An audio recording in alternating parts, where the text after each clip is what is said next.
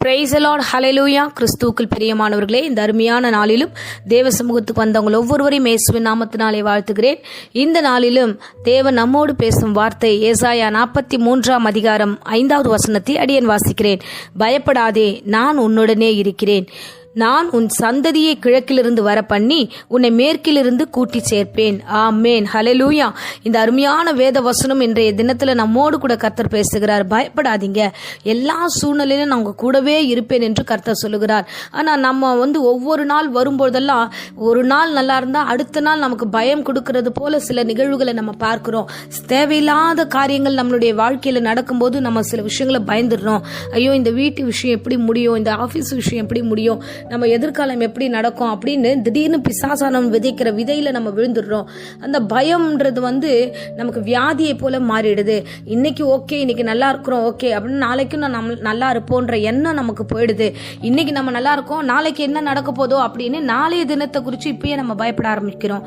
அன்பான தேவ ஜனமே, இன்னைக்கு கடவுள் உங்களிடத்துல பேசுகிறார். இன்னைக்கு நீங்க சமாதானமா இருக்கீங்களா? இன்னைக்கு கர்த்தர் உங்களோடு இருக்கிறாரா? இன்னைக்கு நீங்க பத்திரமா வீட்டுல இருக்கீங்களா? எந்தெந்த இடத்துல ஆபீஸ் ஆகட்டும் இல்லைன்னா மற்ற இடமாகட்டும் எங்கெல்லாம் இருக்கீங்களோ சேஃபா இருக்கீங்களா? இன்னைக்கு ஆண்டவர் உங்களை சேஃபா வச்சிருக்கிறது உண்மைன்னா கண்டிப்பா நாளைக்கு மகிமையில கர்த்தர் உங்களை நடத்துவார். பயப்படாதீங்க. பயம் என்ற ஒரு வார்த்தை பிசாசுனுடைய ஆயுதம். அது அந்த பயத்தின் ஆவியை நமக்கு கர்த்தர் தரல. அதுதான் வசனம் சொல்லுகிறது. பவுல் ரொம்ப அழகா சொல்லுகிறார், நமக்கு பயமுள்ள ஆவியை கொடுக்கல கர்த்தர், நமக்கு அன்பும் தெளிந்த புத்தி உள்ள ஞானமுள்ள ஆவியை கர்த்தர் கொடுத்திருக்கிறார். அப்ப நம்ம ஏன் பயப்படணும்? ஏன் எல்லா காரியத்துக்கும் நம்ம பயப்படணும்? பயம் யாருக்கு வரும்னா, எதனா ஒரு வேலை செய்ய போறோம் நம்மனா கண்டிப்பா அதுக்கு கூட துணையா நமக்கு யாரும் இல்லைன்னா பயந்துருவோம். இது எப்படி நம்ம தனியா செய்வோம்? இந்த விஷயத்த நம்ம எப்படி முடிப்போம்? நம்ம எங்க அந்த கடந்து போவோம்? ஐயோ, இது எப்படி முடியும் தெரியலையே, இன்னைக்கு ராத்திரி நம்ம எப்படி நடத்துவோம் தெரியலையேன்னு நாம நம்ம மேல கான்பிடென்டா இல்லாம, கடவுள் மேல கான்பிடென்டா இல்லாம நம்ம மத்தவங்க மேல எதிர்பார்க்க ஆரம்பிக்கிறோம். மத்தவங்க நமக்கு சப்போர்ட் பண்ணுவாங்களா? மத்தவங்க நம்ம கூட இருப்பாங்களா? மத்தவங்க நம்மள நடத்துவாங்களா? அவங்க எல்லாம் இல்லாத பொழுது நம்ம ஃபெடப் ஆயிடுறோம், விழுந்து போயிடுறோம். ஐயோ, என்னமோ தெரியலையே, யாருமே நம்ம கூட இல்லையே, இதை நம்ம முடிக்கவே மாட்டோம் போல இருக்கு, நம்ம வீடு சமாதானமே இருக்காது போலகுது, அவங்க நம்ம கிட்ட சண்டை போட்டதுனால சமாதானம் போயிடுச்சு, இனி அப்படிதான் அப்படின்னு தேவையில்லாத டிஸ்டர்பன்ஸ் உங்க மைண்ட்ல கொண்டு வராதீங்க. பிசாசானவன் விதைக்கும்படியாய் வருகிறான்.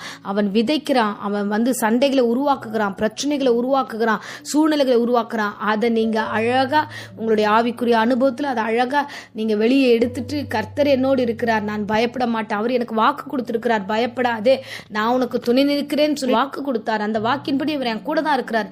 என் வீட்டை நான் இழக்க மாட்டேன், என் குடும்பத்தை நான் இழக்க மாட்டேன், என் பிள்ளைகளை நான் இழக்க மாட்டேன், எனக்கு சரீர பிரகாரமான எந்த வியாதியும் இல்லைன்னு விசுவாச வார்த்தை அறிக்கையிடுங்க. காரியத்தை பார்த்து, காரியம் நடக்கும்போது பார்த்து பயப்படாதீங்க. நீங்கள் தைரியமா எழுந்து துணிவு கொள்ள வேண்டும். நீங்கள் ஒவ்வொருவரும் தேவ சமூகத்தில் உங்களை அர்ப்பணிக்கிற பிள்ளைகளாக காணப்பட வேண்டும். ஆமென், ஹல்லேலூயா. ஆண்டவர் ரொம்ப அழகா அந்த வார்த்தையை சொல்லுகிறார் பாரு. நீ பயப்படாத. இப்ப இருக்கிற சிச்சுவேஷனை பார்த்து நீங்க பயந்துகிட்டு இருக்கீங்க, பயப்படாதீங்க.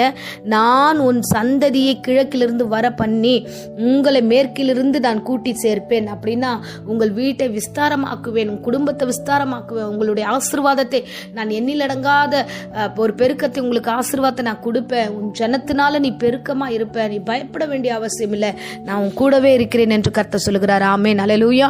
எப்பயுமே கர்த்தர் நம்ம கூடவே தான் இருக்காரு. நீங்க பயப்படாதீங்க. பாருங்க, சீஷர்களை ஆண்டவர் அனுப்புகிறார். போங்க, நீங்க அக்கறைக்கு போங்கன்னு சொல்லிட்டு அனுப்பி விட்டுட்டு அவர் ஒரு வேலையை முடிச்சுட்டு போறதுக்குள்ள அங்கே நடக்கிற அந்த கடல் பகுதியில் நடக்கிற பிரச்சனைகளை கர்த்தர் உணர்ந்து, ஐயோ என் பிள்ளைங்க பயப்படுவாங்க என்று கர்த்தர் அவர்களை அறிந்து ஆண்டவர் போய் சந்திக்கிறார். அந்த காற்றையும் கடலையும் அடக்கி அந்த பிள்ளைகளுக்கு துணையாய் அந்த படகுல அவர் சேருகிறார். இன்றைக்கும் நான் சொல்லுகிறேன், கர்த்தர் உங்களை நடத்துகிற பாதையில உங்களுக்கு பயம் வரலாம், திகில் வரலாம், பிரச்சனைகள் வரலாம். அதெல்லாம் கண்டு சோர்ந்து போகாதீங்க. உங்களை அந்த வழியில அனுப்பியிருக்காரா, நீங்க தைரியமா போங்க. ஆண்டவர் உங்களுக்காக வருவார், அவர் உங்களோடு கூட இருப்பார். நான் உங்க கூட இருப்பேன்னு வாக்கு கொடுத்தார். அவர் இருந்து உங்களுக்கு பெரிய காரியங்களை செய்வார். ஆமென். சீஷர்களோடு அன்றைய தினத்துல முகமுகமாய் கர்த்தர் பேசினவர் இன்றைக்கு இந்த பிரசங்கத்து மூலமா உங்களோட முகமுகமாய் பேசுகிறார். நீங்கள் கையிட்டும் எல்லா காரியிலும் கர்த்தர் உடனிருந்து உங்களை ஆசீர்வதிப்பார். ஆகையால சமாதானத்தோட போங்க, திடமனதா போங்க, பயப்படாதீங்க. நீ சாவதில்லை என்று கிதியோனை பார்த்து கர்த்தர் சொன்ன வாக்கின்படி ஆசீர்வாதத்தை அனுப்புகிறோம். ஆமென். இப்பொழுதும் அடியேன் உங்களுக்காக ஜெபிக்கிறேன். அன்பு தெய்வமே, என் பிள்ளைகள் ஒவ்வொருவரையும் ஆசீர்வதியும். இந்த பிரசங்கத்தை கேட்டவர்களை நீர் பாதுகாத்துக்கொள்ளும் ஆண்டவரே. சூழ்நிலைகள் எல்லாம் வேற மாதிரி இருக்கிறது என்று பயத்தின் மத்தியில் இருக்கிறார்கள். பயத்தை இயேசுவின் நாமத்திலே இப்பொழுதே நான் சபித்து கட்டுகிறேன். பயத்தை கொடுக்கிற பிசாசை நிர்மூலமாக்கி கட்டுகிறேன் ஆண்டவரே. எல்லாவற்றையும் சமாதானத்துக்கு எதுவாய் நடத்துவீராக. ஒவ்வொரு குடும்பத்தையும் ஆண்டவரே பெருக பண்ணுவீராக, ஆசீர்வதிப்பீராக ஆண்டவரே. அப்பா, ஸ்கூல் ஆகட்டும், வியாபாரம் ஆகட்டும், மற்ற ஆண்டவரே வேலை ஸ்தலமாகட்டும், எல்லா இடங்களிலும் ஆண்டவரே பயப்படாமல் ஆண்டவரே நீர் கொடுத்த பலமுள்ள ஞானத்தையும் அறிவையும் பெற்றுக்கொண்டு ஃபேஸ் பண்ணக்கூடிய கிருபை கொடுத்து வழிநடத்தும், ஆசீர்வதியும். இயேசுவின் நாமத்திலே ஜெபித்து ஒவ்வொருவரையும் ஆசீர்வாதத்தை ஒப்பு கொடுக்கிறேன் ஜீவனுள்ள நல்ல பிதாவே. ஆமேன், ஆமேன். Praise the Lord. God bless you.